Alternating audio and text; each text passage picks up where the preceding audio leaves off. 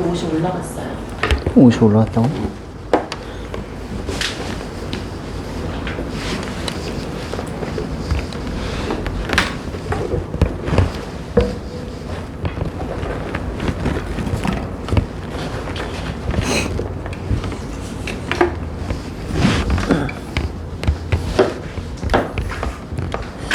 네, 우리 함께 우리 위대하 신주 찬양하면서 예배를 시작을 하도록 하겠습니다. 빛나는 왕의 왕 같이 함께 찬양하겠습니다.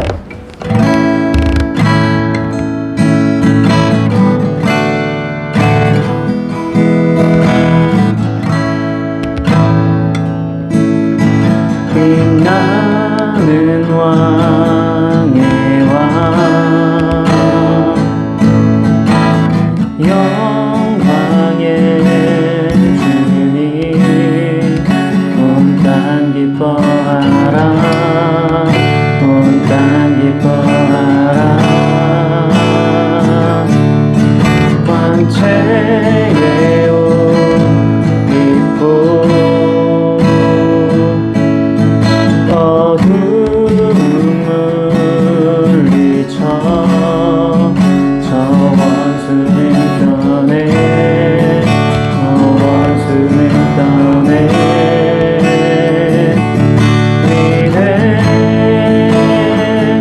위대하신 주 찬양의 위대하신 주 모두 알게 되리라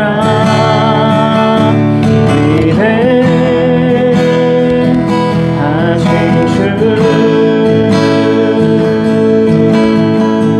영원한 죄주 영원한 주의 주 시간의 주 환자 알파와 오메가 알파와 오메가 삼위의 하나님 아바 성령 예수 사자와 어린 양 사자와 어린 양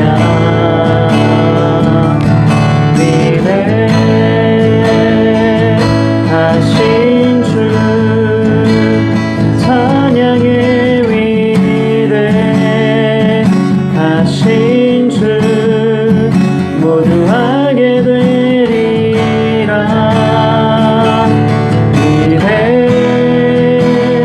위대하신 주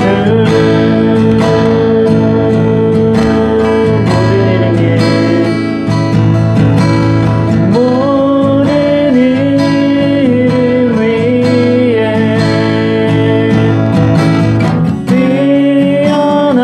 뛰어나신 이름 다 찬양해 위대하신 주 모든 이름 모든 이름 위에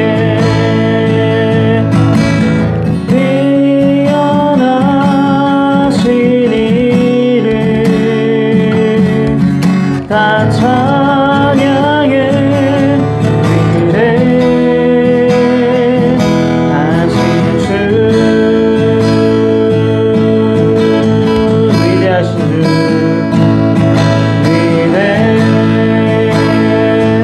위대하신 주 찬양의 위대하신 주 모두 알게 되리라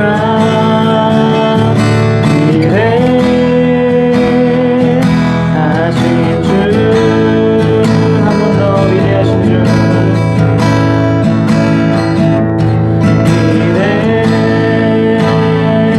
위대하신 주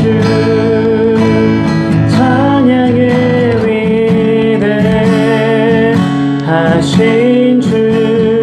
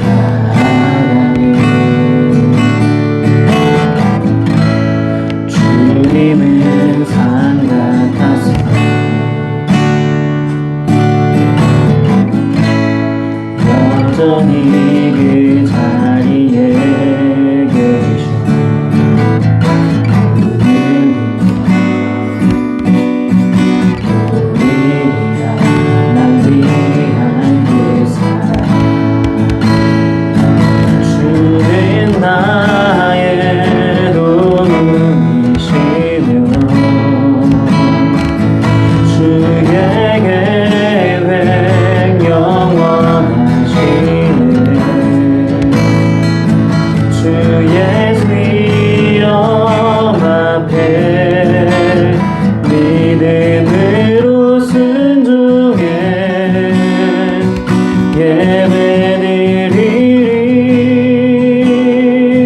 주님께서 날 이끄시며 주가 항상 함께 하시네 주의 사랑 안에 믿음으로 순종해 예배드리리 영원히 주는 나의 도움이시며 주의 계획 영원하시네 주의 위엄 앞에 믿음으로 순종해 예배드리리 주님께서 날 이끄시며 주가 항상 함께 하시네 주의 사랑 안에 믿음으로 순종해 예배드리리 영원히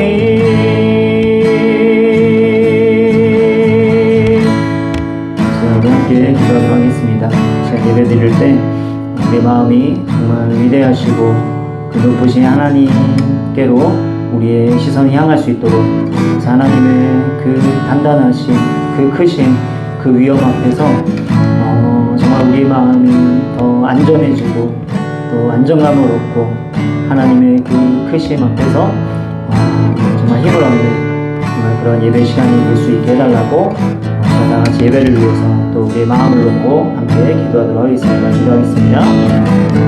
살아계신 하나님 아버지 오늘은 또 불로 예배하게 하시고 그 시간 높은 하나님 앞에서 감사합니다. 하나님의 놀라우심과 크심으로 감격하게 하시고 그것에 놀라게 하시고 그것에 감탄하게 하셔서 정말 이 세상에 정말 놀랄 것이 없는 그 세상 속에서 하나님의 위대하신 놀라게 그것으로 인해서 힘을 얻으며 거기서 안정감을 찾으며 우리가 자유함을 누릴 수 있게 되어지는 우리의 은혜가 있도록 도와주시옵소서. 하나님의 그 한것 같은 그 크심과 담당하심 앞에서 우리 모든 기운이 작게 느껴지게 하시고 하나님의 그 위대하신 그 모든 것을 내려놓을 때 우리의 마음에 자유함을 얻게 하시고 힘을 얻게 하시고 하나님의 그 크심으로 말미암아 우리와 힘을 얻게 되어지는 놀라운 예배 시간 되도록 도와주시옵소서. 하나님 오늘 시간마다 함께 해주시는 주님이 놓지 않으시는 그런 예배 시간 되도록 도와주시옵소서.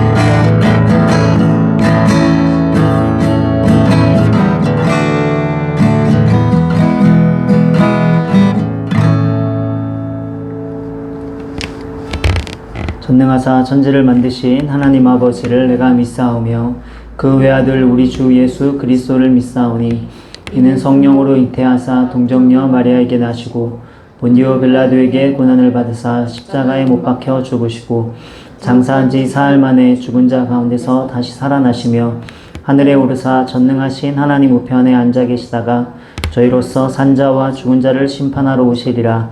성령을 믿사오며 거룩한 공예와 성도가 서로 교통하는 것과 죄를 사하여 주시는 것과 몸이 다시 사는 것과 영원히 사는 것을 믿사옵나이다.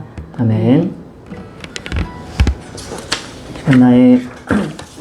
나의 모습 나의 소유 찬양하시면서 방금 하나님께 응원하도록 하겠습니다.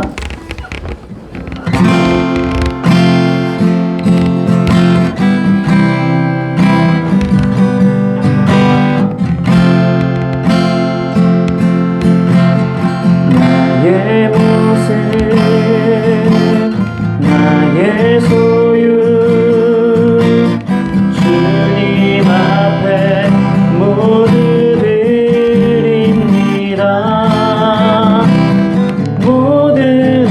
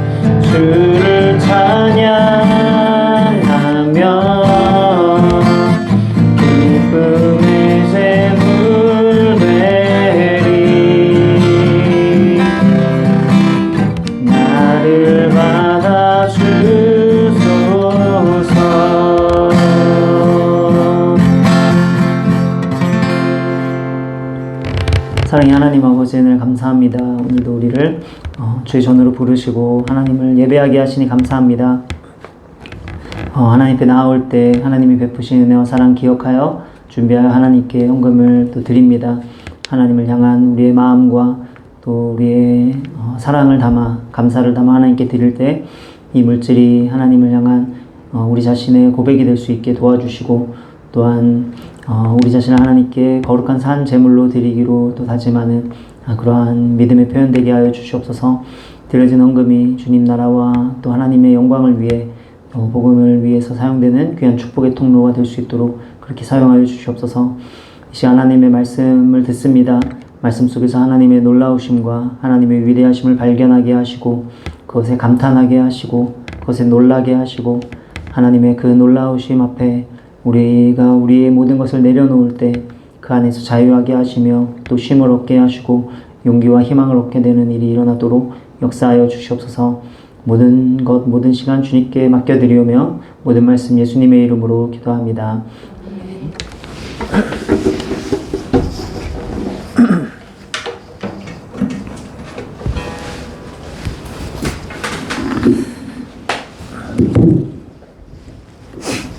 네, 오늘 말씀 찾아보겠습니다. 오늘 말씀은 창세기 39장 1절부터 5절까지 말씀입니다.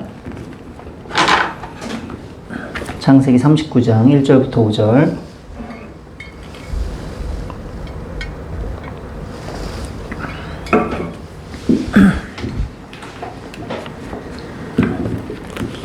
한 절씩 교독하도록 하겠습니다. 요셉이 이끌려 애굽에 내려가매 바로의 신하 친위대장 애굽 사람 보디발이 그를 그리로 데려간 이스마엘 사람의 손에서 요셉을 사니라. 여호와께서 요셉과 함께 있으시고 그가 힘있는 자가 되어 그의 주인 애굽 사람의 집에 있으니 그의 주인이 여호와께서 그와 함께 하심을 보며 또 여호와께서 그의 범사에 형통하게 하심을 보았더라. 요셉이 그의 주인에게 은혜를 베풀니 그가 요셉을 가장 통솔하고 자기의 소유를 다 그의 손에 위탁하니 함께 그가 요셉에게 자기의 집과 그의 모든 소유물을 주관하게 한 때부터 여호와께서 요셉을 위하여 그 애굽 사람의 집에 복을 내리심으로 여호와의 복이 그의 집과 밭에 있는 모든 소유에 미친지라. 아멘.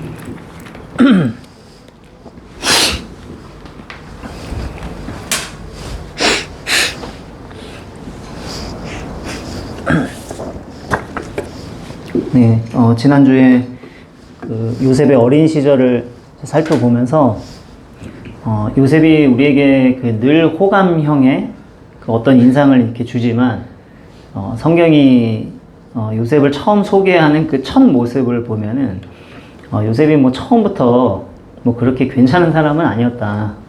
뭐 이런 것을 우리가 지난주에 살펴봤습니다. 그래서 요셉은 뭐 다른 사람의 기분 그리고 그런 입장을 살펴서 말을 하고 행동을 하기보다는 뭐 자기의 기분과 또 자기의 자존감을 채우는데 더 열중하는 그런 미숙한 모습을 이제 보였었어요.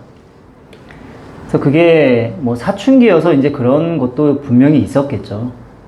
자라나던 시기니까 이제 그런 것도 있었겠지만 그것만이 아니라 이제 그가 아버지로부터 받은 편애 그리고 또 형들의 무관심 또 그 미움 그 속에서 자라나게 된 어떤 요셉의 특질이라고 할 수가 있습니다. 네, 이제 그랬던 이 요셉이 심한 연단을 받는 동안에 이제 달라지게 되죠.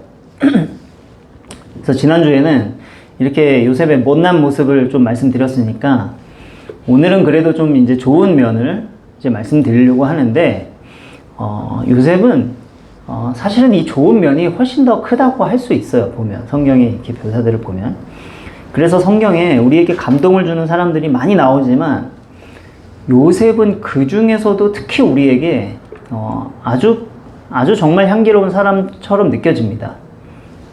왜 그런가 하면 우리가 믿는 이 기독교의 신앙이 어떠한 것인지를 이 요셉은 이 단거리 경주 같은 삶이 아니라 이 마라톤과 같은 장거리의 삶 속에서 우리에게 보여준 사람이기 때문이에요. 자, 자, 그래서 그런 부분을 좀 말씀드리려고 하는데, 일단 지난주에 요셉이 아버지로부터 거의 독점적인 사랑을 받게 되었던 그 가정사에 대해서 이제 말씀을 드렸기 때문에 이제 그 부분은 넘어가고, 이제 그 결과로서 형들의 미움을 받아 애굽까지 이제 종으로 팔리게 되었습니다. 그리고 거기서 애굽 왕의 시위 대장이었던 보디발 장군의 집으로 오게 되죠. 그리고 거기에서 일어난 일을 오늘 성경이 이제 기록을 하고 있어요. 그래서 이 부분을 말씀드리려고 하는데, 앞서 이제 말씀드렸듯이 요셉의 신앙의 특징은 뭐냐면, 이 신앙이 아주 실제적으로 삶 속에 녹아든 신앙이라는 점에 있습니다. 그래서 요셉이 막 꿈 해석을 하는 어떤 능력을 보여주고 막 이런 것들이 나중에 나오는데, 그런 걸 보면은 어떤 특별한 어떠한 그 은혜를 하나님이 이렇게 베풀어 주신 건 사실이지만, 엄밀한 의미에서 보면 이 요셉은 뭐 선지자도 아니고 제사장도 아니에요. 그래서 그런 꿈을 받아가지고 뭐 하나님이 어디 가서 선포해라 뭐 이런 거 시킨 건 없거든요. 그래서 모세도 그렇고 뭐 다른 선지자들, 뭐 예레미야나 뭐 이사야나 뭐 여러 많은 선지자들, 뭐 이런 등등의 사람들, 엘리야 뭐 이런 사람들도 사실은 다 삶 속에 뭐 그 신앙이 녹아든 사람들이었겠죠. 그러나 굳이 구분을 해보자면 이런 뭐 모세, 뭐 예레미야, 뭐 사무엘, 뭐 이런 선지자들은 오늘날로 치면 교역자들의 삶 속에서 보여준 영성이었다고 한다면, 이 요셉은 평신도의 삶으로서 그 신앙을 보여준 사람인 거예요. 그래서 우리의 피부에 와닿는 더 현실적인 신앙의 교훈을 요셉을 통해서 많이 얻게 되는 거죠. 그래서 이렇게 요셉이 보디발의 집에 팔려왔는데, 애굽 왕의 시위 대장이었으니까 대단한 사람이었겠죠? 당시 애굽 왕의 뭐 바로의 이 권세가 뭐 거의 신에 가까운 그런 존재였으니까, 그런 사람의 시위 대장이 오늘날로 치면 뭐 경호대장 같은 사람이라고 할 수 있을 텐데, 그러니까 뭐 그 권세라는 게 뭐 말을 할 수 없을 정도였겠죠. 그런 집에 노예로 이제 팔려가게 된 거예요. 그러니까 그 집이 여러분 뭐 얼마나 대궐 같은 집이었겠습니까? 한번 상상을 해보자 이거죠. 뭐 노예가 뭐 거기서 일하는 사람들이 한두 명이 있는 그런 집이 아닌 거예요. 그러니까 거기에 맨 처음에 노예로 팔려갔을 때 요셉이 과연 제대로 뭐 사람 대접을 받을 수 있었겠느냐, 뭐 관심을 받을 수 있었겠느냐, 그럴 수가 없죠. 방금 팔려온 가장 어린 노예이고요, 또 처음 갔을 때는 언어도 잘 통하지 않았을 가능성이 많은 이 히브리 이 소년이 팔려왔을 때, 요셉은 이 집에서 그 누구보다 가장 최하층의 사람인 거예요. 노예 중에서도 제일 밑바닥에 놓여있는 그런 신세였다 이거죠. 그 노예들 가운데에서도 위로 얼마나 많은 위계가 있었을 것이며, 또 노예는 아니지만 거기서 일하는 뭐 애굽인들도 있었겠죠. 그러니까 그 서열을 매기자면, 거기서 요셉이 뭐 눈에 띌 만한 두각을 나타낸다? 뭐 그런 거는 뭐 거의 불가능한 거예요. 눈에 띄지도 않는 허드렛일 중에서도 허드렛일 하다가 뭐 맞아 죽지 않고 병 걸려 죽지 않고 제명에만 죽어도 복이라고 여겨야 될 그런 처지였다 이거죠. 그러니까 이런 상황을 우리가 상상을 해본다면, 성경을 오늘 읽은 이 본문이 얼마나 놀라운 사건인지 느낄 수 있는 거죠. 그런 곳에서, 그런 상황에서 이 주인이 그 많은 노예들 가운데 요셉을 눈여겨보기 시작한 일이 일어난 거예요. 근데 눈여겨봤다는 것은 눈여겨볼 만한 무엇인가가 요셉에게 있었기 때문에 그를 눈여겨보지 않을 수 없었다, 뭐 이런 의미가 되겠죠? 그러니까 이 주인이 요셉의 생활을 보면서 처음에는 당연히 뭐 무심코 이렇게 지나갔겠지만, 두 번, 세 번 여러 가지 면들이 막 반복이 되면서 많은 노예들 중에서 이 어린 히브리 노예가 자꾸 눈에 들어왔다는 거야. 자, 근데 여러분 이 자체가 얼마나 놀라운가 보면, 여러분 같은 신앙이 있는 사람들끼리 어떤 사람을 볼 때 아, 저 사람의 저런 모습은 아, 신앙에서 비롯되는 거구나 이렇게 느끼는 것은 쉽겠죠. 근데 지금 어떻습니까? 하나님을 전혀 믿지 않고 하나님이 누군지도 모르는 이 이방인 애굽 땅의 보디발 장군의 눈에 요셉이 가지고 있는 그 무엇인가가 보였다는 거예요. 자, 그러면 그에게 보인 게 도대체 뭐냐? 이제 이거를 오늘 말씀드리려고 하는 건데, 성경이 친절하게 설명을 해주고 있죠? 첫 번째로 3절에 보니까 뭐라고 되어 있습니까? 하나님의 함께 하심이 보디발에게 보였다. 이렇게 말합니다. 근데 여러분 이것은 보디발이 볼 때, 아, 요셉에게는 하나님이 함께 하시는구나. 이렇게 처음부터 알았다는 말은 아니에요. 처음부터 알았다는 말이 아니고 보디발이 본 요셉의 특별함이 무엇인지를 그냥 지금 성경이 해설을 해주고 있는 것입니다. 나중에는 보디발도 아, 그게 뭐 하나님이라는 신이구나, 뭐 히브리 민족의 신이구나, 뭐 이렇게 알게 되겠지만 처음에는 뭐 그걸 알 수는 없죠. 뭔가 특별함을 본 거예요. 그러면 요셉에게 뭐가 특별한 게 있었냐?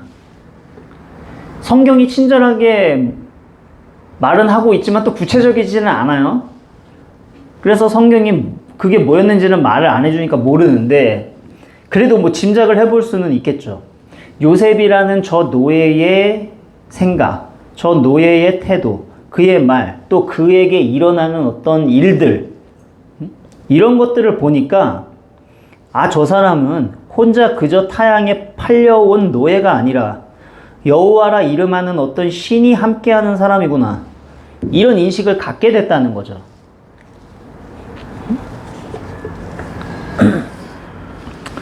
자, 그러면 이것을 생각할 때 여기서 우리가 주목해야 될 것은 요셉이 뭔가 다른 사람과 달랐고 그것을 보디발이 눈치를 채는데 중요한 것은 뭐가 달랐냐?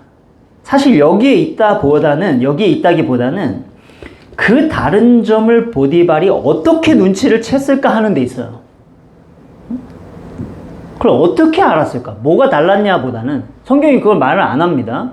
그거 몰라요. 그럼 뭐가 달랐을까 보다는 어떻게 알았을까? 여기에 더 주목을 해야 된다 이거죠. 아, 뭔가 다르니까 눈에 보였겠지? 여러분, 그렇지가 않아요.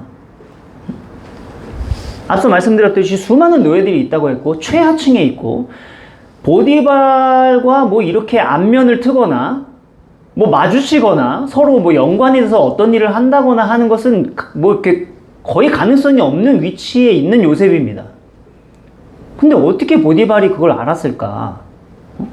어떻게 알았을까? 이게 중요하다 이거죠. 여러분, 결론부터 말씀을 드리면 보디발이 요셉의 남다름을 알아차리게 된 이유는 시간인 것입니다.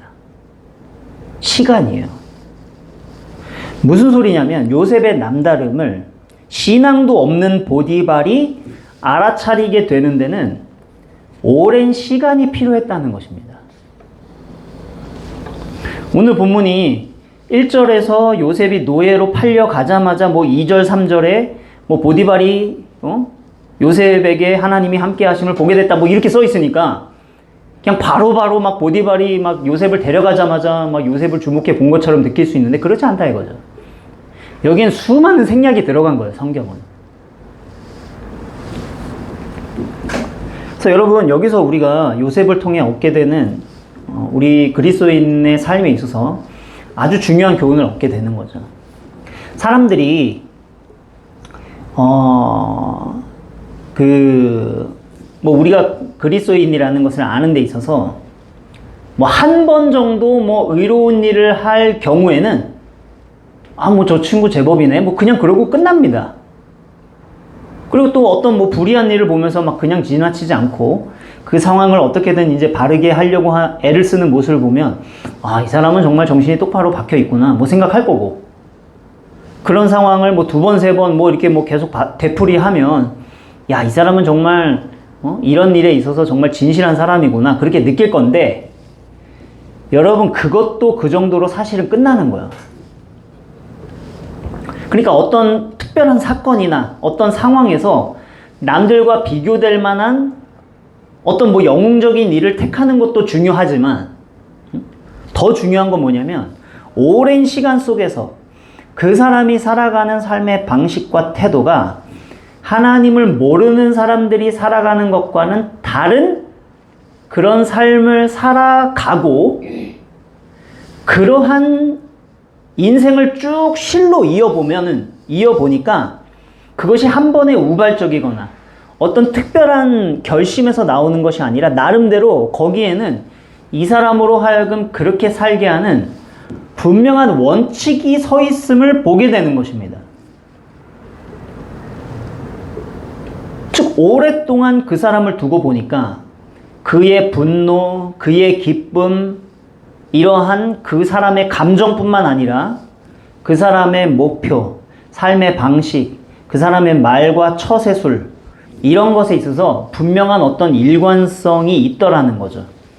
그래서 무엇이 저 사람에게 저런 일관성을 갖게 했나, 거기에 대한 답으로서 마지막으로 얻어지는 것이 바로 저 사람은 하나님의 사람이라서 그렇구나, 이러면서 신앙에 대해서 생각하게 된다 이거죠. 자, 그러니까 하나님이 저들의 삶에 함께하고 있다라는 것을 보기까지는 한두 번의 선행이나 반짝하는 마음에서 나오는 그런 어떤 의로운 일을 통해서 사람들이 우리 안에 계신 하나님을 보게 되는 것이 아니라 오랜 세월이 필요하다는 거예요. 오랜 세월이. 성경은 지금 몇 년이나 요셉이 보디발의 집에서 이렇게 종살이를 하다가 인정을 받았는지는 명시적으로 말하지 않아요. 그러나 우리가 이것을 오랜 시간이 걸렸다는 사실을 유추해 볼 수 있도록 성경이 요셉이 노예로 팔려갈 때의 나이와 국무총리가 되는 나이를 기록해 놨어요. 일부러 그렇게 해놓은 것입니다. 요셉이 얼마나 오랜 시간 동안 그러한 일을 겪었는지를 알려주는 거예요. 얼마나 많은 시간 연단 받았는지, 얼마나 많은 시간 동안 하나님과 동행하는 그러한 모습을 보여줬는지를 알 수 있도록 그렇게 기록을 해놓은 것입니다. 그래서 요셉이 나중에 모함을 받아서 감옥 속에 들어가는데, 감옥에 들어갔다가 나와서 바로 앞에 설 때 30세가 됐다고 말해요. 그러니까 그렇게 감옥에 가고 애굽의 총리가 되는 때까지의 시간을 생각을 해보면 요셉이 보디발의 집에서 인정을 받게 되는 것은 사실은 상당한 세월이 흐른 뒤인 것입니다. 17살의 노예로 팔려가서 17살에 주목을 받은 게 아닌 거예요. 그 오랜 시간 속에서 보디발이 요셉을 지켜보니까 비로소 하나님을 전혀 모르는 이 보디발에게 요셉하면 떠오르는 게 생긴 거예요. 요셉하면 이 보디발의 머리에 떠오르는 생각이 뭐가 됐냐? 그놈은 The Man of God, 하나님의 사람이다. 하나님이라는 신이 그와 항상 함께하는 사람이다 라고 요셉하면 그게 딱 떠오르게 된 거예요. 이게 여러분 요셉을 통해서 보게 되는 신앙의 진수인 거죠. 여러분 생각을 해보세요. 요셉이 종살이를 하게 됐습니다. 우리처럼 이렇게 매주 모여가지고 교회 가가지고 뭐 예배를 드릴 수가 있었겠습니까? 성경을 볼 수가 있었겠습니까? 찬양을 부를 수가 있었겠습니까? 아무도 없어요, 주변에. 같은 신앙을 믿는 사람이. 그저 어렸을 때 아버지께 들은 그 하나님에 대해 묵상하면서 홀로 그냥 잘 때 숨죽여서 기도하고 숨죽여서 찬양하고 해봤자 신앙의 활동이라는 게 그런 거밖에 없는 상태였다 이거죠. 그런데 요셉의 신앙이 정말 값진 이유는 이렇게 다 같이 모여서 예배드리고 다 같이 성경 공부하고 이런 것을 전혀 할 수 없는 그런 상황에서도 홀로 하나님과 어떻게든 교제하면서 그 교제 속에서 받은 영적인 특성들을 그 오랜 시간 동안에 자신의 현실 속에 녹여낸 신앙이라는 것에 있는 것입니다. 그래서 요셉은 사회적인 지위로 말하면 노예 중에서도 가장 서열이 낮은 노예였다고 했어요. 그런데 그런 자리에서 오랜 시간을 거쳐서 보디발을 비롯해 그 집안에 있는 많은 사람들로 하여금 하나님을 전혀 알지도 못했던 사람들에게 하나님을 인정하지 않을 수 없도록 그렇게 생각하게 만든 그런 신앙이 되었다 이거죠. 그러니까 이것은 여러분 어떠한 성직자보다도 나은 삶을 산 거예요.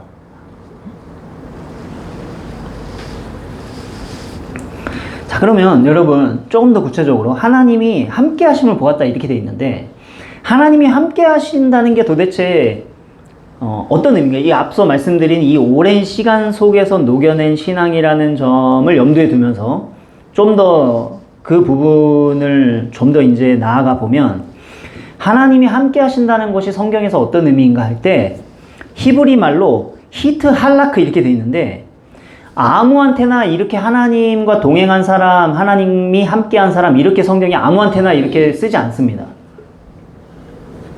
또 요셉에 이렇게 나왔지만 나중에 에녹도 있고요. 에녹, 다윗도 이런 표현이 나오죠. 몇 명 안 돼요. 그럼 어떤 사람에게 이러한 말을 썼나? 하나님이 함께 한다라고 하는 이 표현은 어떤 그 국부적인 표현이 아니라 총체적인 의미를 가진 그런 의미입니다. 예를 들어서 어떤 사람의 삶을 보면 한두 가지 뭐 장점이 있는 경우들이 있잖아요. 예를 들면 사람이 막 인정머리는 진짜 별로 없는데 그래도 참 부지런해. 그래가지고 늘 꼭두 새벽에 일어나가지고 뭐 하다못해 마당이라도 쓸어야 막 직성이 풀릴 정도로 뭐 이렇게 부지런한 사람이 있죠. 근데 또 어떤 사람 같은 경우에는 부지런하지도 않고 뭐 별로 유능하지도 않은데 인정은 또 되게 많아.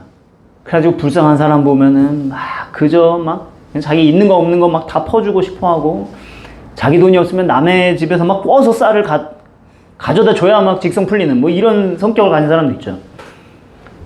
그러니까 이렇게 뭐 한두 가지 탁월한 특징을 가지고 있는 사람을 하나님이 함께한 사람, 하나님이 동행한 사람 이렇게 부르지 않는다는 거예요. 그러니까 이걸 이제 그리스도인들에게 이제 적용을 해보면 이렇게 되는 거죠. 뭐 교회 일이라면 막 자다가도 벌떡 일어나서 막 앞서서 나오는 사람인데, 뭐 직장 가서는 시큰둥하고, 그것도 뭐 기도할 때는 막 눈물 펑펑 흘리면서 막 기도하고, 막 성경에는 막 척척 박사고 막 이런데, 뭐 사람 대하는 건 막 인정머리 없고, 뭐 이런 경우도 있을 수 있죠. 그러니까 그런 사람을 보면은 어떤 한두 가지 점만 놓고 보면은 다른 사람이 쫓아가기 힘들 만큼 어떤 탁월함을 지니고 있는데, 그럼에도 불구하고 그런 사람들을 두고서 하나님이 함께한 사람이다, 하나님이 동행한 사람이다 라고 부르질 않는다는 거예요. 그 신앙이 부분적이 아니라 총체적이어야 한다는 거죠. 주님과의 교제의 삶을 언제 어디서든지 유지하고 하나님의 성품을 본받는 그런 모습을 삶의 구석구석에서 구현해내는, 그렇게 은혜가 총체적으로 그 사람의 인격과 그 삶을 덮고 있는 사람에게 이런 표현을 쓰는 거예요. 그렇다고 여러분 이 의미가 뭐 완전하다 이런 의미는 아닙니다. 앞서 다윗도 하나님이 함께하는 사람이다 뭐 그렇게 나왔다고 했는데, 다윗도 큰 죄를 짓잖아요. 그러니까 아무리 하나님이 함께한 사람이라 칭함을 받아도 뭐 완전한 인간은 없기 때문에 뭐 그런 다윗과 같은 일도 있는데, 하나님이 함께한다, 하나님이 동행한다, 이게 뭐 그 사람이 완전하다 이런 의미가 아니고, 단지 사람이 세월 속에서 나이가 들어가는데 그 삶과 인격이 하나님 안에서 함께 전체적으로 익어간다는 거예요. 즉 하나님의 그 성품을 본받으면서 그 본받은 그 모습이 그의 전 삶의 영역과 인격 속에 총체적으로 모두 영향을 골고루 받은 사람, 그렇게 하나님을 닮은 채로 오랜 시간에 걸쳐서 성숙되어가는, 그렇게 익어가는 그런 사람이 성경이 말하는 하나님이 함께하는 사람의 그림이라는 거죠. 그래서 여러분 좀 더 쉽게 말하면, 이 총체적이라는 말을 좀 더 쉽게 말하면 일관적이라는 거예요. 일관적이라는 거. 그런데 이 일관성이라는 게 통시적으로도 그렇고 공시적으로도 그렇다는 것입니다. 이 일관성이 통시적으로도 공시적으로도, 그래서 공시적으로는 장소가 달라져도 또 통시적으로는 시간이 달라져도 일관적인 그런 사람. 그래서 공시적으로는 뭐 교회에서든 직장에서든 뭐 심지어는 감옥 속에 갖다 놔도 그가 하나님의 사람이라고 하는 정체성을 숨길 수 없고, 또 통시적으로는 어떤 하루만 그런 것이 아니라 몇 년 전에도 그렇고 오늘도 그렇고 뭐 앞으로 5년 후 10년 후에도 그런 사람, 이런 게 총체적이라는 의미고, 그런 사람이 바로 하나님이 함께하는 사람이라는 거죠. 그러한 모습의 사람이 요셉이었다는 거예요.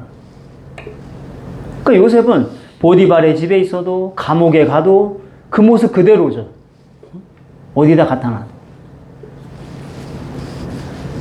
그래서 여러분, 요셉이 살아간 이러한 총체적인 삶, 일관적인 삶, 이러한 신앙이 그리스도인들에게 있어서 결국 궁극적으로 살아가야 될 모든 성도들의 삶의 모습이고 신앙의 목표여야 하는 거예요.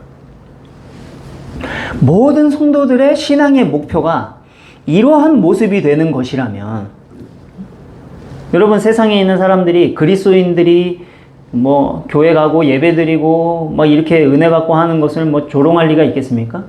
모든 성도들의 신앙의 목표가 하나님이 함께하는 사람인데, 하나님의 성품을 닮아서 그것이 어디를 가든지 어떤 시간이 되었든지 그 모습을 일관성 있게 살아가는 사람이 되는 것이 신앙의 목표라면, 사람들이 그런 신앙을 가졌다고 욕을 할 수 있겠느냐. 모든 신앙의 목표가 이런 것이라면, 예수님께서 마태복음에서 너희의 착한 행실을 보고 사람들이 하나님께 영광을 돌리게 하라 하신 말씀대로, 사람들이 기독교인들의 신앙을 보면서 하나님을 높이는 일이 일어나는 것, 이게 사실은 당연한 신앙인 거예요. 그렇게 돼야. 그런데 신앙의 목표가 하나님이 함께하는 사람이 아닌 거예요. 그저 뭐 예수 믿어 복 받고 잘 되고 뭐 병 낫고 뭐 그런 거 아니면은 뭐 비전 2030 해가지고 막 교회 100개 짓고 뭐 우물 100개 파고 뭐 아니면은 막 정신없이 뭐 방언하고 몸부림치고 막 종교적인 황홀경에 뭐 빠져든다든가 뭐 이런 식의 목표가 되니까, 사람들이 뭐 기독교인들이 은혜 받았다고 하면 막 괜히 무서워하는 거죠. 물론 여러분 오해하지 말 것이, 선교지에 뭐 교회 짓고 우물 파고 하는 게 나쁘다는 게 아닙니다. 다 해야 되는데, 그런 어떤 한 번의 어떤 행사적인 사건으로 우리 신앙의 목표가 거기에 타겟이 돼 있어서 될 일이 아니라는 거죠. 그래서 우리가 우리 마음에 내가 어떤 신앙의 목표가 있는지를 우리가 살펴볼 필요가 있는 거예요. 그냥 그냥 하나님께 뭐 욕먹지 않을 정도로 신앙생활 하는 거, 그냥 하나님께 뭐 한 소리 듣지 않을 정도로, 이런 정도로 뭐 그냥 신앙생활 하는 거, 이 정도에서는 안 된다 이거죠. 우리의 신앙의 목표는 요셉과 같은 이러한 신앙의 모습을 갖는 거야. 시간이 흐르고 또 장소가 달라진다 할지라도 하나님을 향한 이 마음과 태도가 항상 일관되고, 그것이 내 삶 속에 담기는 것. 그래서 하나님을 모르는 사람들이 나를 보고, 아, 저 사람을 떠올렸을 때 저 사람은 하나님이 함께하는 사람이야 라고 떠올릴 수 있는 그런 사람이 되는 것입니다. 자, 이렇게 보디발이 요셉에게서 본 것, 이것이 첫 번째로 하나님의 함께 하심을 본 것이고요. 두 번째로 보디발이 또 본 것이 무엇인가 보니까 하나님이 그를 형통케 하시는 것을 봤다. 또 이렇게 돼 있어요. 형통케 하는 것을 봤다. 형통케 한다는 말이 어떤 의미냐면, 장애물이 없이 쫙 뻗은 길을 깔아주는 이런 의미입니다. 이 말이. 여러분, 차를 몰고 가는데 비포장 도로에서 막 덜거덕거리면서 막 이렇게 가면은 뭐 한 1km 막 5km만 가도 막 죽을 맛이죠. 그럼 뭐 거기 갈 수는 있다 해도 뭐 다시 뭐 가고 싶은 마음이 생기겠습니까? 다시는 안 가고 싶겠죠. 근데 반대로 쭉 뻗은 고속도로에 차도 없고 뭐 차로도 한 10차로 돼가지고 막 심지어 막 운전대를 놓고도 그냥 똑바로 갈 수 있는 그런 길이 있다고 하면 막 신나게 달려가겠죠. 그런 길이 앞에 펼쳐지는 것이 바로 형통케 하다라는 히브리어 말의 뜻이에요. 자, 그러면 여러분, 이런 형통함이 중요한 것은 우리가 느낄 때, 아, 요셉이 일이 잘 풀렸구나, 요렇게 생각이 드는데, 이 형통함을 그 보디발이 봤다라고 했을 때 이게 실제 상황 속에서 어떤 의미인지가 중요하다 이거죠. 이게 어떤 의미일까요? 보디발에게. 요셉이 형통하게 됐는데 보디발이 그걸 보면서 그게 보디발이가 어떤 의미였을까? 이게 중요한데 여러분 보세요. 여러분 보디발이 따지고 보면 요셉의 고용주 아닙니까? 그럼 고용주가 이 요셉을 사올 때 어떤 계산을 하겠죠? 사람값을 얘기하는 게 좀 그렇지만 얘니까 어쨌든 분명히 요셉이 노예로 팔려온 건 사실이니까 만약에 보디발이 요셉을 뭐 10만 원 주고 사왔다 해봐요. 그러면 내가 보디발 입장에서 내가 이놈을 이제 노예로서 이렇게 쓰면 뭐 한 10만 원의 가치는 있겠지. 그 정도 일은 해야지. 뭐 이런 계산을 하니까 사오는 거죠. 그러니까 상인에게서 요셉을 샀을 때에는 주인인 보디발에게는 이 지불한 금액을 생각하면서 이놈이 최소한 이 정도의 유익을 우리 집에는 주어야 한다 라는 계산이 있는 거예요. 그런데 요셉이 형통했다는 것은 그래서 무슨 말이 되냐면 보디발이 계산한 것보다 훨씬 넘치게 보람을 안겨줬다는 의미가 되는 것입니다. 그게 형통하게 됐다는 의미인 거예요. 자, 여러분 세상이 냉혹하죠. 여러분 교회니까 이렇게 냉혹하진 않지. 세상은 냉혹합니다. 이익이 안 되면 바로 내치는 거예요. 여러분 우리나라는 해고가 좀 어렵다고 알고 있는데 제가 알기로는 외국은 오히려 굉장히 쉽대요. 그리고 굉장히 잔혹하다고 합니다. 미리 알려주는 거 이런 것도 없어요. 미리 알려주지도 않고요. 출근을 했는데 컴퓨터가 로그인이 안 되는 거예요. 또 출근했는데 출입증 카드가 안 찍혀요. 막 이렇게 된다는 거죠. 들어오지도 못하게 하는 거예요. 그래서 야, 내 물건 어떻게 하냐 이러니까 야 들어올 필요 없어. 우편으로 보내줄게. 너 여기 들어오지도 마. 이러고 끝이라는 거예요. 외국이 훨씬 잔인합니다, 여러분. 그거 어떻게 그렇게 매정하냐. 근데 여러분 세상이 그런 곳이에요. 사람들에게 막 따뜻하고 우호적인 곳이 있다. 여러분 그런 곳이 있으면 좋은 거지. 그런 곳이 있으면 칭찬받을 만한 거지. 세상이 원래 그런 곳이 아니라는 거죠. 자, 그러니까 여기서 우리가 그리스도인으로서 생각해야 될 것이 아, 세상 왜 그러냐? 그러고 있을 것이 아니라는 거죠. 아, 교회는 따뜻한데 세상은 너무 차가워. 있을 곳이 뭐 어때? 이러면 안 된다는 거예요. 그리스도인이 생각해야 될 것은 오히려 내가 그리스도인으로서 이 세상에 있는 사람들에게 지금 이익을 남겨주고 있는가 이걸 생각해야 된다는 거죠. 그게 싫으면은 그냥 기독교인들끼리 모여가지고 뭐 저기 어디 공동체에 모여서 만들어서 살아야지. 다른 사람에게 이익을 남겨주고 있나 이렇게 생각하라는 게 계산적으로 살라는 게 아니고 이익으로 움직이는 세상이기 때문에 그런 세상 속에서 사는 성도로서 어떤 삶을 살아가야 할 것인가 라고 고민할 때 남에게 손해를 입히는 사람이 아니라 이익을 남겨줄 수 있는 사람이 될 수 있어야 된다는 거예요. 생각을 해보세요. 직장에서 뭐 비상소집하면은 늘 핑계대고 잘 안 나가는 사람이 교회에서 비상소집하면은 다 내팽개치고 뛰어온다. 여러분 그런 사람이 있으면 그런 사람 보고 교회에서는 믿음 좋은 사람이라고 하겠죠. 근데 내가 고용주예요. 그러면은 그 사람을 어떻게 하겠습니까? 고용주라면 뭐 잘라야죠, 사실은.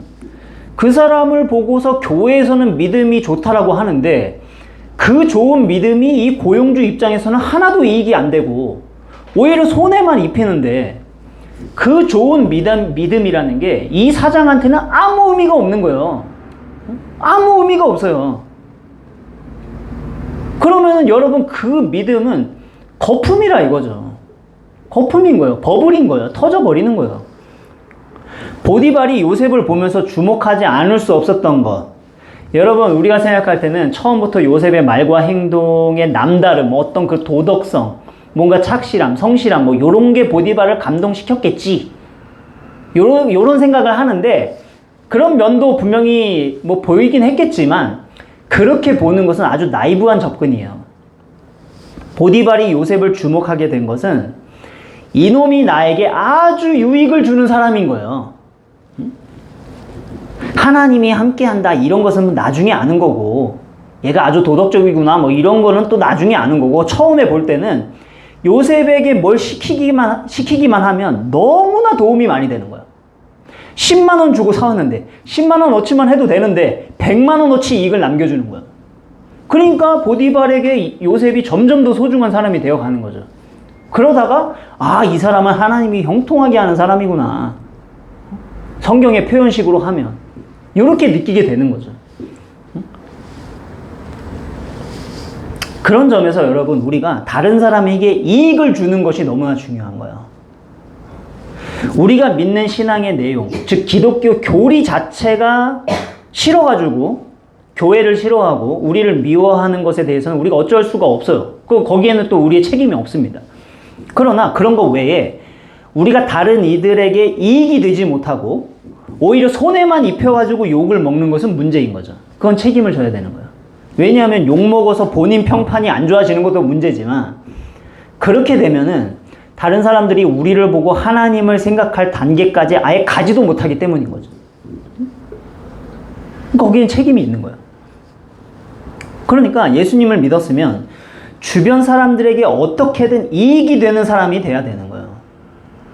하다못해 예수님을 믿었으면 안 하던 설거지라도 하고 집에서, 믿기 전에는 술 먹고 담배 피고 했다면 그 술 안 먹고 담배라도 안 펴가지고 그 절약한 돈이라도 더 저축을 하든 그런 정도라도 해야 된다 이거죠. 그런 정도의 이익이라도 줄 수 있어야 된다는 거죠. 그래서 사람들이 네가 믿어가지고, 네가 예수 믿어가지고 나한테 도움되는 게 뭐냐, 네가 예수님 믿어가지고 뭐 우리 가족에게 유익이 되는 게 뭐냐, 그런 말을 들을 때, 아니 내가 예수님 믿는 것 때문에 왜 네가 좋아야 되냐, 난 나 좋으려고 믿는 거다, 이렇게 말해서는 안 된다는 거예요. 내가 예수 믿어가지고 남이 좋은 것, 그게 여러분 기독교 신앙인 거예요. 내가 예수 믿어서 남이 좋은 것. 세상 사람들은 무엇인가 하나님을 믿는 그리스도인들을 통해서 이익을 얻기를 원하는 거예요. 그거를 여러분, 진짜 이기적이다, 계산적이다, 이렇게 생각하면 안 된다 이거죠. 여러분, 만약에 요셉이 타지에서 그렇게 노예로 지내면서 내가 이렇게 고생하는 게, 뭐 어렸을 때 형들한테 이기적으로 행동한 것 때문에 이렇게 됐나? 뭐 이런 생각하면서 회개한답시고 맨날 눈물이나 흘리고 다니고, 일하라고 그러면 구석에 짱 박혀가지고 막 기도나 하고 있고, 그랬으면 여러분 보디발이 어떻게 했을까요? 당시 시대 상황과 고대라는 그 시대 상황과 보디발의 권력을 생각하면 바로 뭐 능지처참을 당했을 수도 있고, 아니면 바로 딴 데 팔아버렸겠죠. 그 밥값도 못하는 애를 왜 밥 먹이고 재워주고 하겠어요? 돼지는 키워서 잡아먹기라도 하지. 그런데 요셉은 밥값 정도가 아니라 거기에 국값, 반찬값, 뭐 간식값까지 다 해내는 거야. 그러니까 주목해 보게 되는 거죠.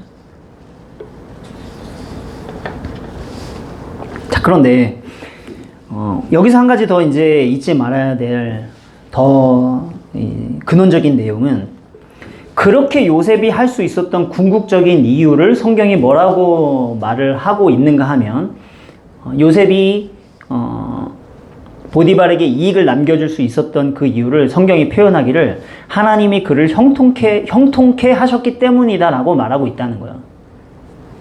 그러니까 무슨 의미냐면, 요셉이 그렇게 보디발에게 이익을 남겨줄 수 있었던 이유가, 어쨌든 요셉이 뭐 부지런하고 성실하고 똑똑하고 하는 뭐 요셉이 가진 기질이 있었겠죠.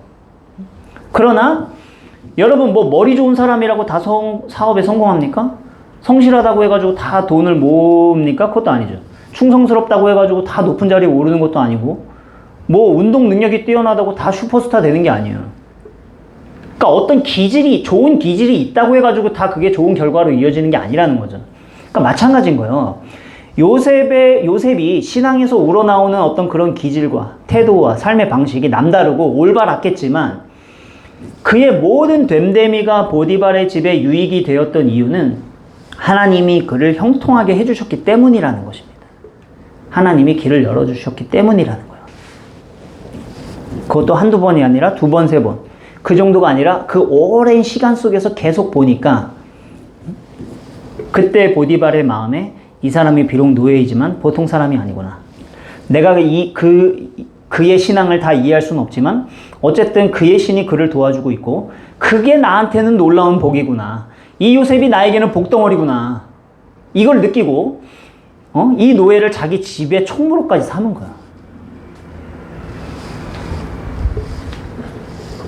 자, 이 부분에서 특히 재밌는 게 뭐냐면 성경에 보니까 오늘 5절에 뭐라고 돼 있냐면 보디발이 자기의 집과 소유물 전체를 요셉에게 맡겨서 주관하게 한 그때부터 하나님이 요셉을 위하여 보디발의 집에 복을 내리셨다. 이렇게 돼 있다는 거야. 그래서 이 구절에 대해서 여러분 제 아내가 예전에 한번 나눔을 했었는데 그때 들을 때도 이 부분에 대한 설교를 하면 좋겠다 생각을 했었거든요. 왜냐하면 이 부분이 요셉의 이야기에서 아주 핵심적인 내용이에요. 사실 이 말은 엄밀하게 말하면 보디발이 복을 받으니까 노예인 요셉도 혜택을 받았다. 이렇게 돼야 일반적으로는 말이 되는 것 같죠? 근데 그런 식으로 표현이 안 돼 있는 거야. 집주인은 보디발이고 요셉은 그 집에 속한 노예니까 보디발이 복을 받아야 요셉이 혜택을 본다. 이게 자연스러운 수순인데 그렇게 안 돼 있고 거꾸로 돼 있다 이거죠. 요셉을 위해서 보디발이 복을 받은 거예요. 그러니까 여기서 하나님이 주목하고 있는 인물은 요셉이라는 것입니다. 그리고 보디발은 요셉 주변에 있었기 때문에 요셉 덕분에 콩고물을 얻어먹게 되었다는 거예요. 일반적으로 볼 때는 보디발이 주인공이고 요셉은 일개 노예인데 하나님은 이 일개 노예인 요셉, 집안에서 굳은 일을 마다하지 않고 돌아다니는 이 노예 한 사람을 보면서 요셉을 위해서 애굽의 시위대장 보디발의 집에 복을 주셨다는 거죠. 이 상황을 보면서 아마 신앙이 없는 애굽 사람들이 볼 때는 보디발 주변 사람들이 볼 때는 이런 생각했겠죠. 아, 보디발이 똑똑하니까, 아니면 보디발이 운이 좋으니까, 아니면 보디발이 덕이 있으니까 저렇게 복을 많이 받는가 보다 생각을 했겠죠. 왜냐면 그 집의 주인공은 보디발이라고 하는 것이 육신적인 시각으로 보면 그렇게 보이니까. 그런데 오늘 성경에 의하면 실제 진실은 그게 아니고 보디발의 집에 복을 주신 이유는 보디발 때문이 아니라 거기에 팔려간 요셉 때문이었다. 그게 진실이다. 이렇게 말을 하고 있다는 거죠. 하나님이 요셉에게 복을 주려고 하다 보니까 보디발은 그 옆에서 그 복을 거저 얻었다. 이 말인 거예요. 그래서 하나님을 전혀 믿지 않고 하나님과 관계없는 사람들이 우리 때문에 복을 받을 수 있냐? 이렇게 묻는다면 분명하게 말할 수 있는 거죠. 얼마든지 그럴 수 있고 또 그렇게 돼야 된다. 그렇게 말할 수 있는 거예요. 만약에 내 주변 사람들이 나 때문에 잘 되게 되었다. 그러면 여러분 그건 배아파할 일이 아니고 하나님이 나에게 복을 주고 계시는 거예요. 그래서 그때 우리는 어떤 생각을 해야 되냐면 야, 하나님이 또 나를 통해서 한 사람 먹여 살리시는구나. 이렇게 생각해야 된다 이거죠. 여러분 이게 하나님이 우리를 불러서 하나님 자녀 되게 하시고 우리에게 복을 주시는 이유인 것입니다. 여러분 요셉을 위해서 요셉에게 복 주기 위해서 보디발에게 복을 주셨다는 이 원리가 어떻게 되는지 보세요. 요셉을 위해서 남이 복을 받게 되는, 요셉 주변이 복을 받게 하시는 이 일이 요셉의 삶을 보면 엄청나게 확장되죠. 지금은 요셉 때문에 보디발의 집이 복을 받게 됐지만 나중에 어떻게 됩니까? 요셉 한 명 때문에 애굽 땅 전체가 또 애굽 그 주변의 민족이 복을 받는 일이 일어나죠. 요셉이 애굽의 총리가 됨으로써 애굽인들뿐만 아니라 주변 모든 민족들을 기근해서 먹여 살리는, 요셉에게 복 주기 위해서 모든 주변에게 복을 내리시는 일이 일어나게 되는 거예요. 그러니까 나 때문에 주변이 이익을 얻는 것, 이게 여러분 뭘까요? 이게 바로 하나님이 아브라함을 부르실 때 하신 바로 그 말인 거예요. 세상 모든 민족이 너로 말미암아 복을 얻을 것이라. 이게 궁극적으로는 복음이 모든 민족에 전파되는 것이기도 하겠지만 이 말을 역사 속에 실제적으로 첫 번째로 이룬 인물은 바로 요셉인 것입니다.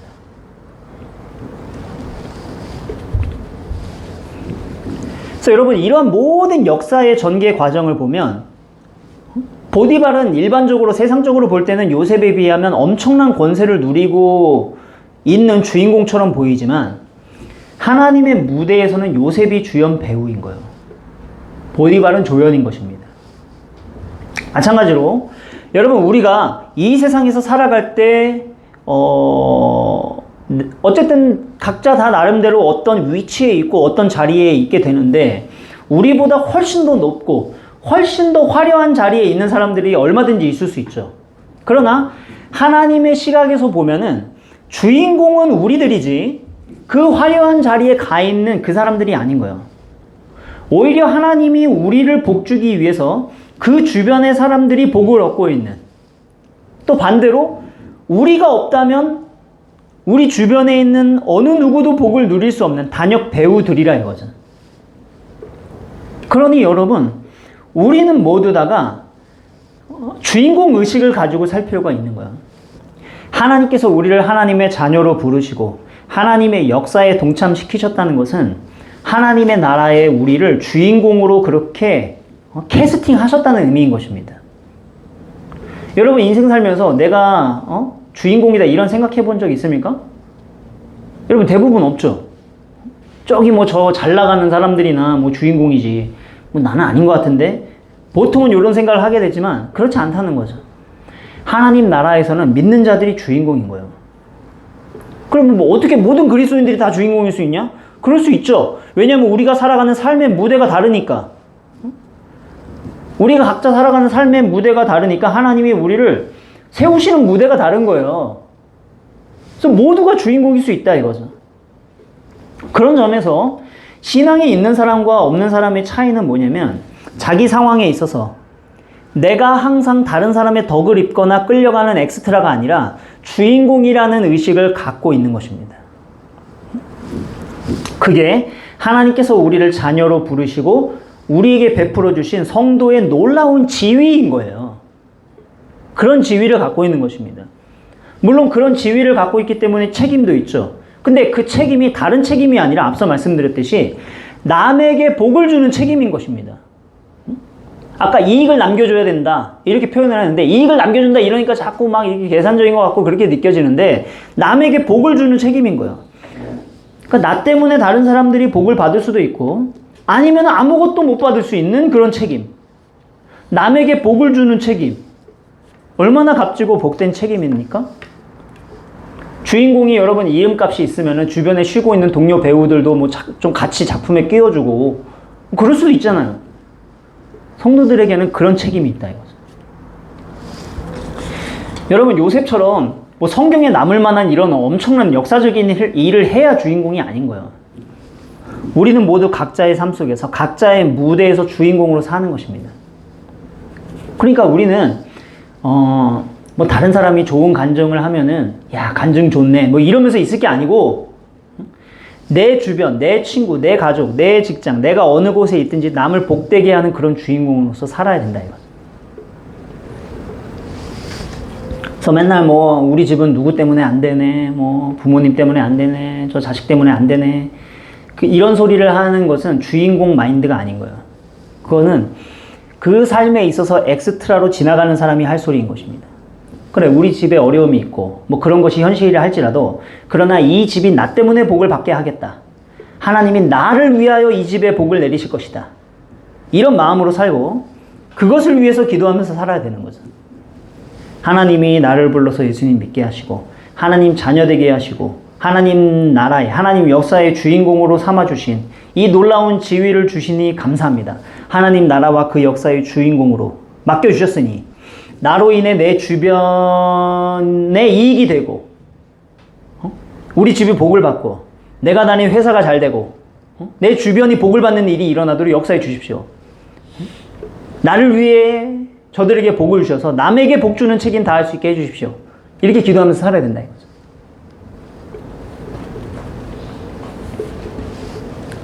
여러분 말씀 마치면서 요셉의 신앙의 아름다움은 요셉의 신앙이 성전에서 이루어진 신앙이 아닌 삶에서 이루어진 신앙이었다는 데 있습니다. 큰 어려움이 있는 그 척박한 현실 속에서 꼽힌 신앙. 그래서 더 값진 신앙이 요셉의 신앙이에요. 여러분, 이 요셉의 신앙을 생각하면서 우리도 장소와 시간이 달라질지라도 언제나 하나님이 함께하는 신앙일 수 있도록 그렇게 일관된 신앙의 모습을 갖고 갈 뿐만 아니라 또 하나님이 나를 위해서 내 주변에 복을 주는 그런 하나님 나라의 주인공이 되어서 내가 예수님 믿은 것 때문에 남이 이익을 얻는 그런 하나님 나라의 주인공들로 그렇게 다 살아가시기를 바랍니다.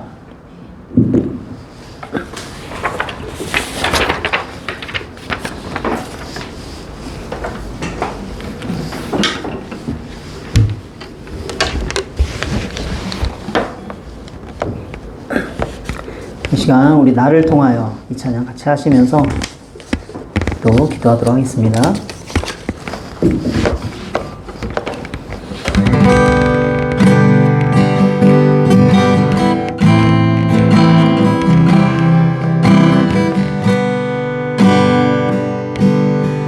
지금 서 있는 이곳에서 느낌을 받으소서.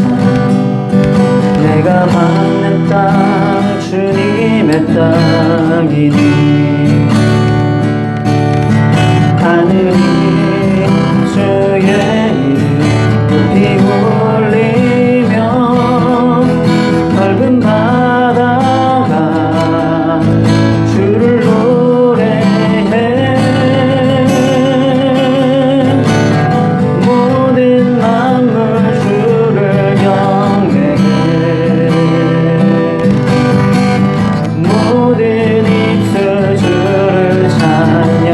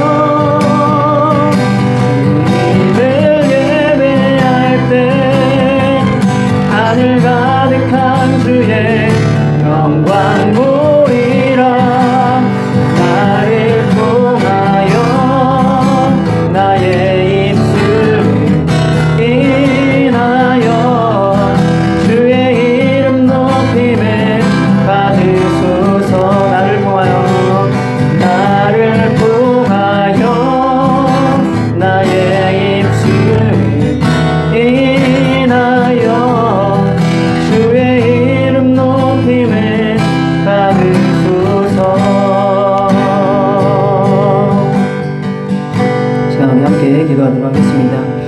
오늘 요셉의 신앙을 생각하면서 그의 신앙이 얼마나 아름다운 신앙인지를 우리가 살펴봤습니다.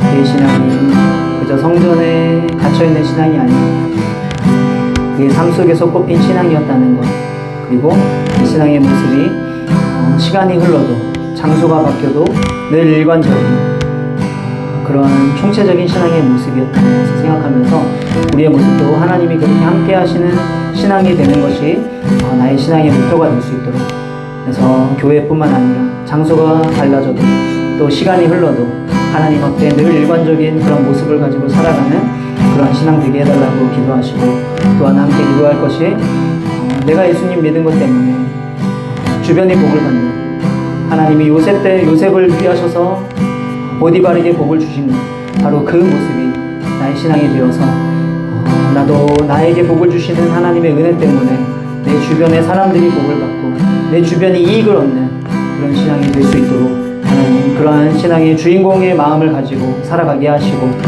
내가 가는 곳곳마다 정말 하나님의 복이 정말 전파되고 놀랍게 복을 받는 사람들이 많아지는 그런 일이 있게 해달라고 우리 다 같이 말씀을 생각하면서 함께 기도하도록 하겠습니다. 기도하겠습니다. 하나님 아버지 감사합니다. 하나님 아버지 요셉의 신앙의 모습을 보면서 하나님께서 정말 요셉의 그 신앙을 통해서 얼마나 많은 놀라운 일을 행하셨는지 보게 하시니 감사합니다.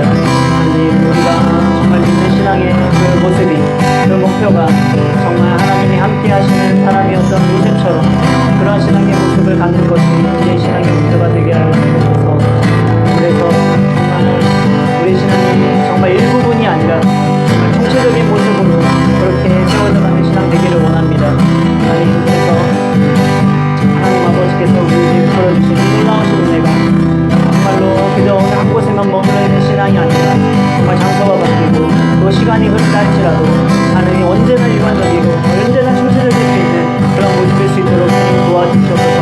또한 요셉을 위해서 하나님이 정말 보디발의 집에 복을 내리셨던 것처럼 하나님 우리의 신앙도 그런 모습 되기를 원합니다. 하나님이 자녀로 부르시고 하나님 역사의 주인공으로 세우셨사오니 하나님이 나를 위해서 정말 주변에 복을 주신 하나님 그런 놀라운 은혜를 베풀어 주신다는 것을 믿고, 하나님 내가 가는 곳곳마다 정말 내 주변이 나 때문에 복을 받는 일들이 일어날 수 있도록, 세상이 나 때문에 이익을 얻는 일이 일어날 수 있도록 주님 도와주셔서, 내가 예수 믿은 것 때문에 남이 좋은 그런 신앙이 될 수 있도록 하나님 도와주셔서 정말 그런 세계 주인공의 마음을 가지고 어딜 가든지 하나님 그렇게 주인공의 의식을 가지고 살아갈 수 있도록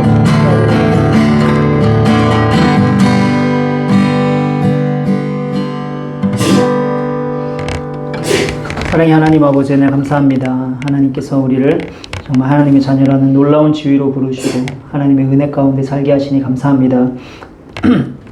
오늘 요셉의 신앙의 그 모습을 살펴보면서 요셉의 신앙이 정말 아름다운 것은 그렇게 척박한 현실 속에서 꽃피운 현실에 뿌리 박힌 그런 영성이었다는 사실을 보게 됩니다. 우리 신앙의 모습도 정말 그것이 요셉과 같은 신앙이 되는 것이 목표가 될 수 있도록 도와주시옵소서. 그래서 우리의 신앙이 장소가 바뀌어도 또 시간이 흘러도 언제나 하나님 앞에 일관적인 그런 모습이 되어서 하나님이 함께 하시는 신앙, 함께 하는 사람, 그것이 우리의 신앙의 목표로 삼아 그런 모습으로 달려갈 수 있는 우리 모두가 될 수 있게 도와주시옵소서. 또한 요셉을 위하여 보디발의 집에 복을 내리셨다라고 하는 이 놀라운 정말 신앙의 귀중한 원리를 우리가 묵상하면서 하나님이 우리를 하나님 나라의 역사의 주인공으로 불러서 우리에게 복 주기 위해서 내 주변에 복을 내리시는 하나님의 그 일하심을 생각하면서 나 때문에 내 주변이 복을 받는 일이 일어나도록 역사해 주셔서 남에게 복을 주는 인생, 남에게 이익을 안겨주는 인생이 되게 하시고 손해를 입히는 인생이 아니라 내가 예수 믿은 것 때문에 남이 좋은 그러한 인생이 될 수 있도록 도와주셔서 정말 나에게 복을 주시는 것이 내 주변의 복을 내 주변이 복을 받는 것이라는 것을 우리가 꼭 기억하고 그렇게 우리가 가는 곳곳마다 복을 받는 일이 일어날 수 있도록 그렇게 하나님 나라의 주인공으로 살아가는 주인공 의식을 가지고 살아가는 우리 모두가 될 수 있도록 은혜를 베풀어 주시옵소서.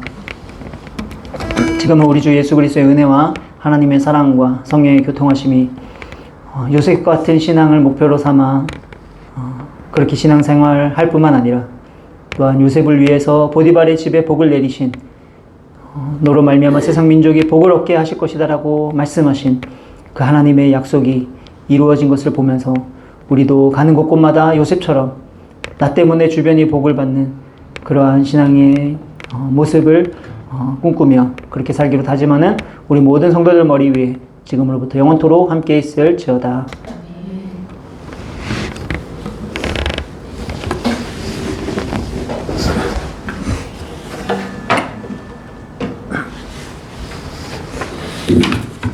네, 예배를 마쳤습니다. 네, 교회 소식 전해드리겠습니다. 다음 주일 예배 후에 우리 6월달 원래 좀 갖도록 하겠습니다. 그래서 수련회 관련해서 뭐 일정이나 이런 것 좀 같이 생각을 해보려고 하니까 좀 생각을 해보시면 좋을 것 같습니다. 네.